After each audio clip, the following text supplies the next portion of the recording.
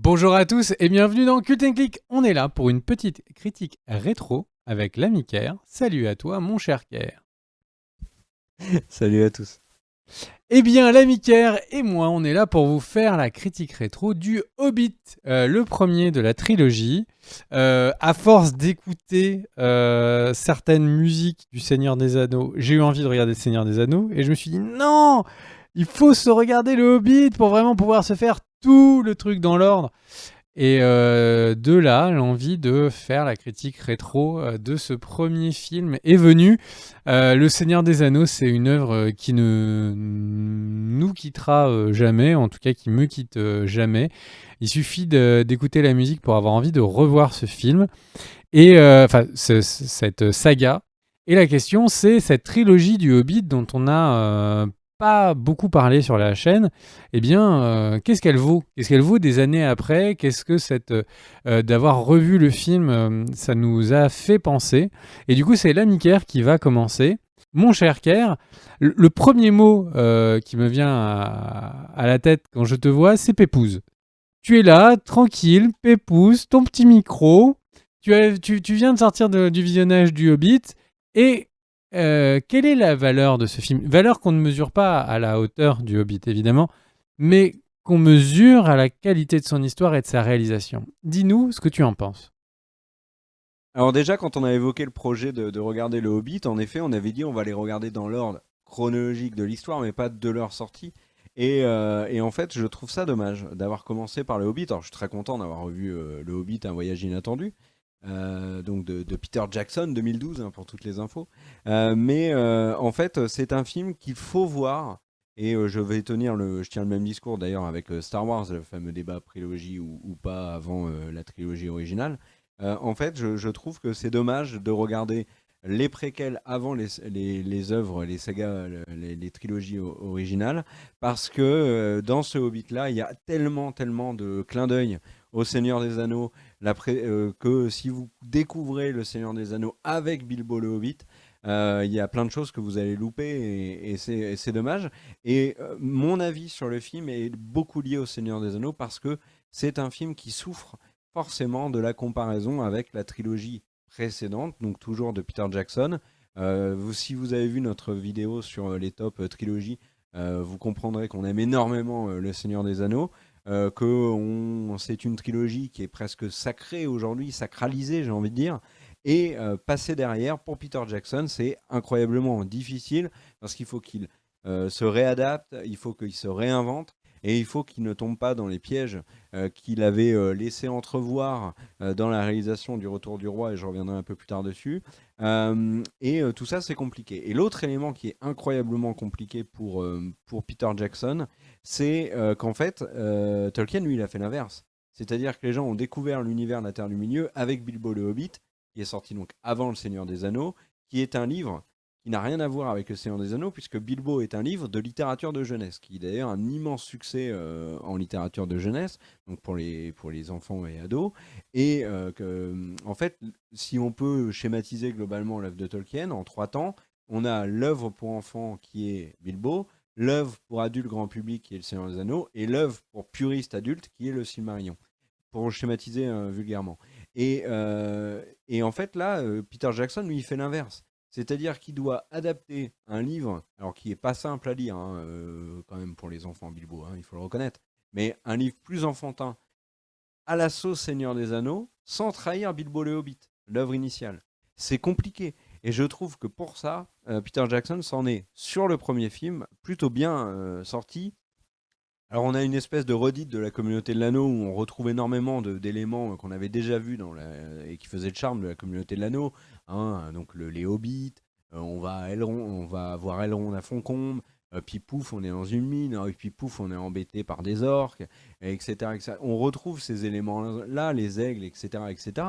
Mais globalement je trouve que même s'il y a redite, il s'en sort très bien. Le film, je disais qu'il souffrait du Seigneur des Anneaux. Bah oui, il en souffre, mais dans les faits, si on prend un voyage inattendu sans avoir vu le Seigneur des Anneaux, en oubliant que le Seigneur des Anneaux, la trilogie existe, eh ben je trouve que le film, on aurait dit, je pense, qu'il envoie sacrément du lourd, parce que c'est quand même une grande aventure qui est très rythmée, avec énormément des décors magnifiques, une musique qui est superbe. Euh, donc c'est un film qui est pour moi très loin d'être loupé, même si à l'époque il a été critiqué sur de nombreux points. Un des aspects très positifs de ce film, c'est que le lien, j'ai envie de dire, les deux personnages qui ont le plus un côté enfantin et donc qui fait écho davantage à l'œuvre littéraire, c'est Bilbo et Gandalf. Et les deux sont interprétés de manière à ce qu'ils ne trahissent pas qui étaient Bilbo et Gandalf dans Le Seigneur des Anneaux. Donc ça, j'ai trouvé ça brillant. Je tiens quand même à souligner que Martin Freeman, qui joue Bilbo, est un acteur exceptionnel, qu'on a vu dans Sherlock et dans plein d'autres choses.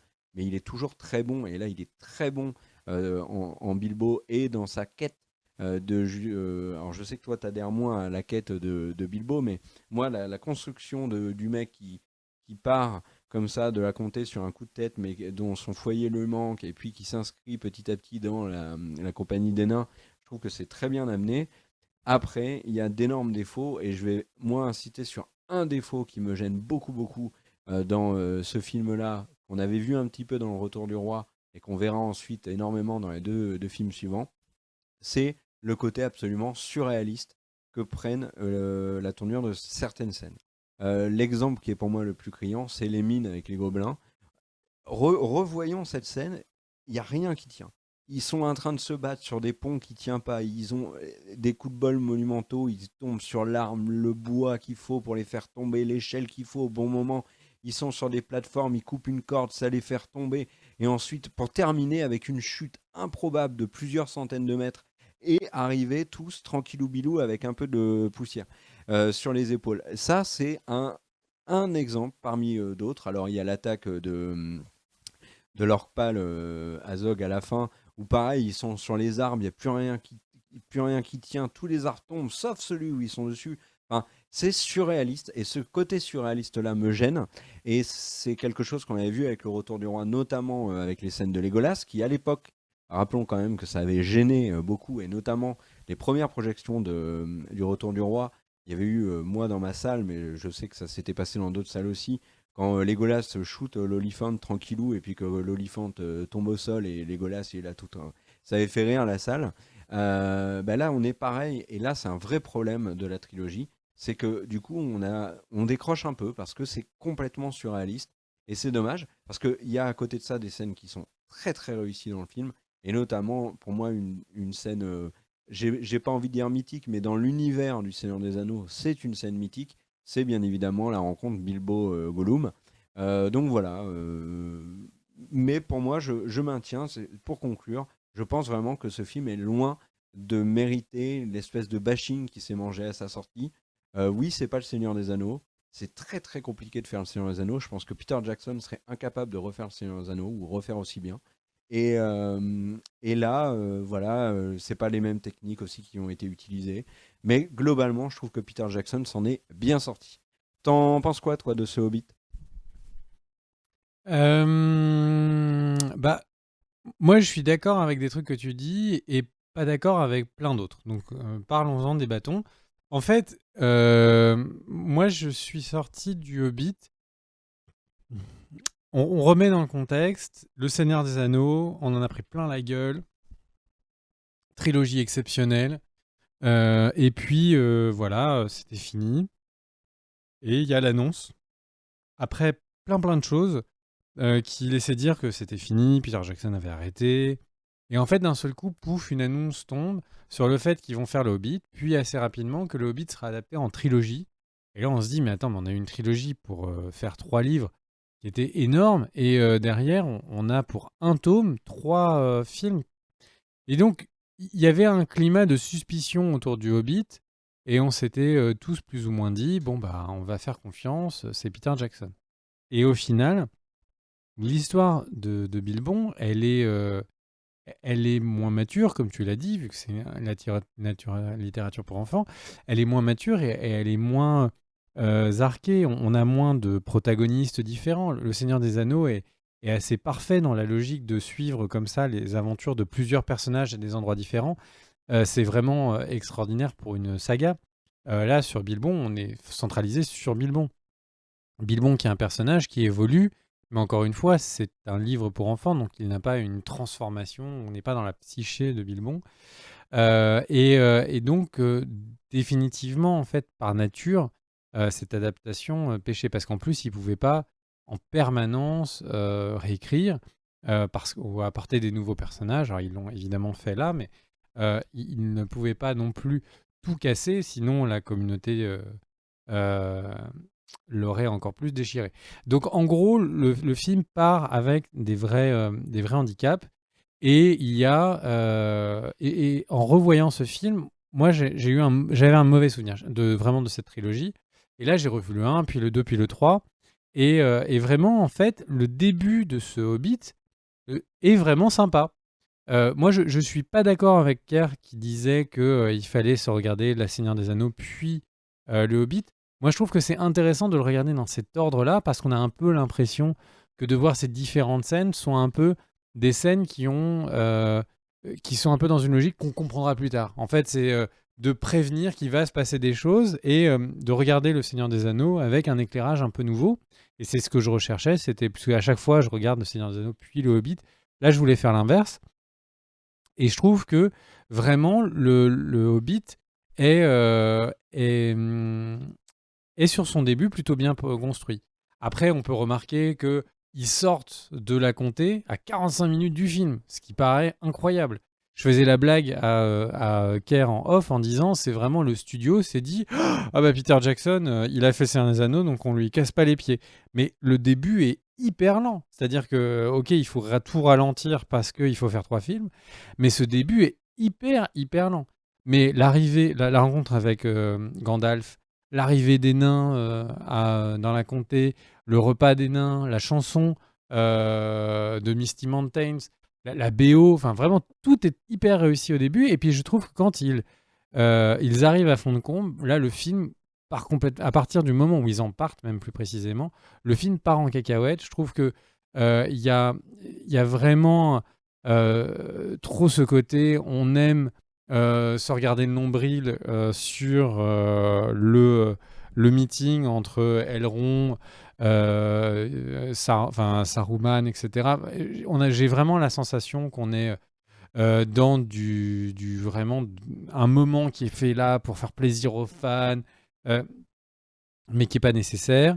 J'ai le moment où on arrive chez les Gobelins, comme le disait Kerr, enfin, j'en parlais avant, c'est fondamentalement, ce truc des gobelins, il est nul. Enfin, cette scène est nulle. La chanson, c'est la chanson du roi de la jungle, enfin du singe de la jungle dans le livre de la jungle avec Mowgli.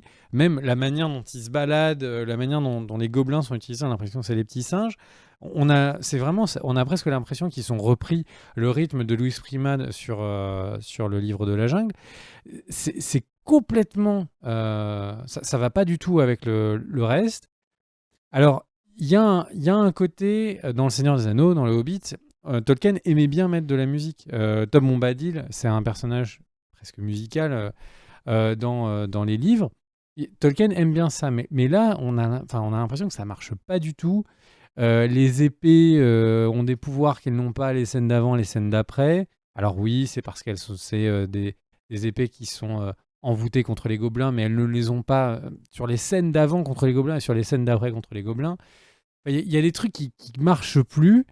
Et puis, il y a en fait, tu parlais des Golas, en fait, il y avait la sensation que Le Seigneur des Anneaux, on pouvait avoir ce côté où l'action n'est plus réaliste parce que c'est dans un univers où c'est pas réaliste, où les personnages ont une dextérité incroyable, etc., etc. Mais ça fait des scènes où quand tout est trop facile, je pense par exemple au moment où quand ils sont en train de s'échapper et en fait le pont eh bien, tombe de manière complètement droite sur des centaines de mètres et il tombe tellement droit qu'en fait en touchant les parois il freine pour que cette chute de dizaines de mètres qui aurait dû tous les tuer ne leur fait rien.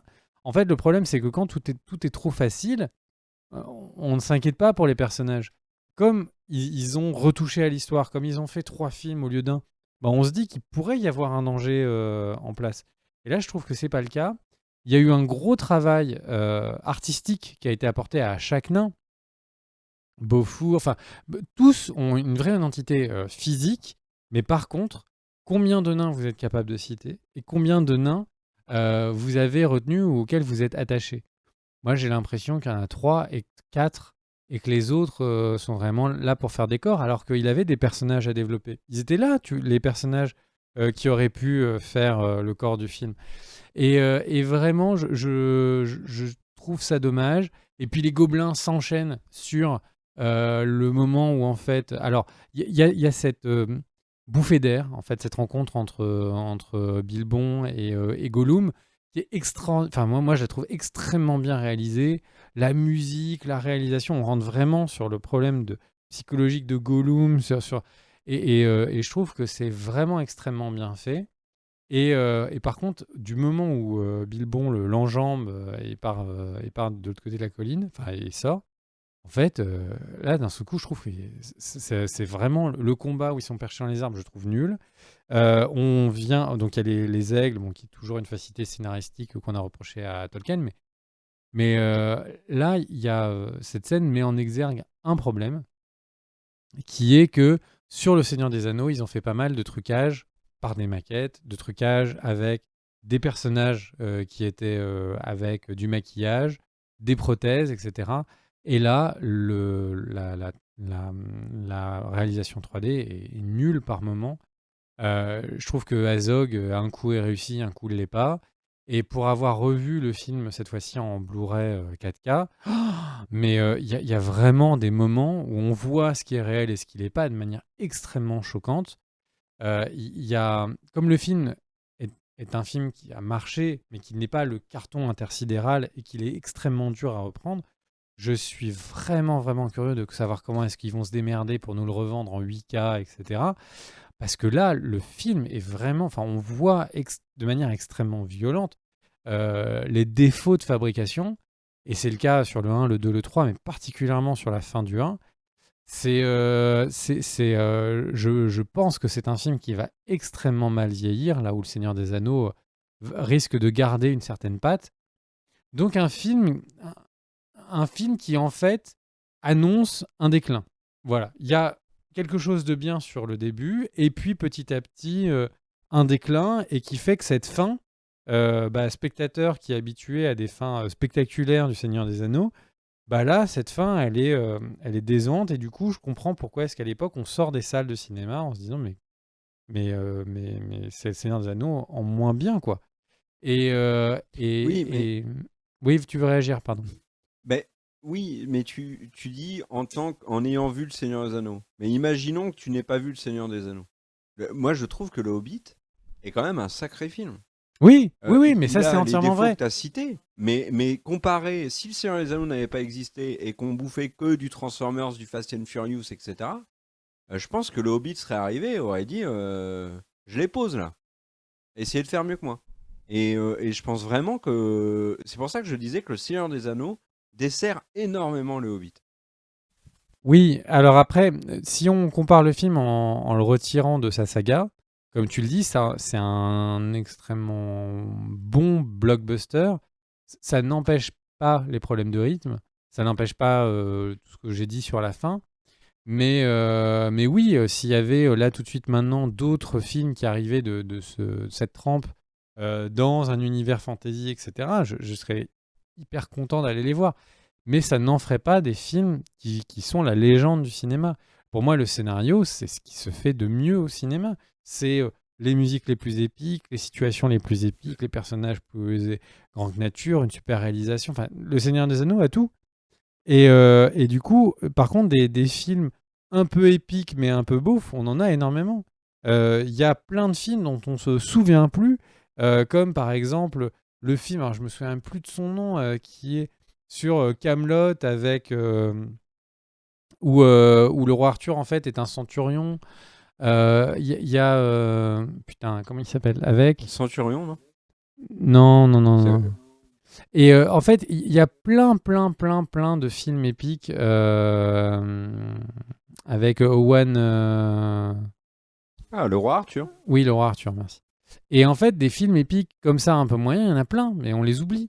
Et je trouve, et je Attends, pense le qu'il serait roi dans cette catégorie. Arthur, ça n'a rien à voir.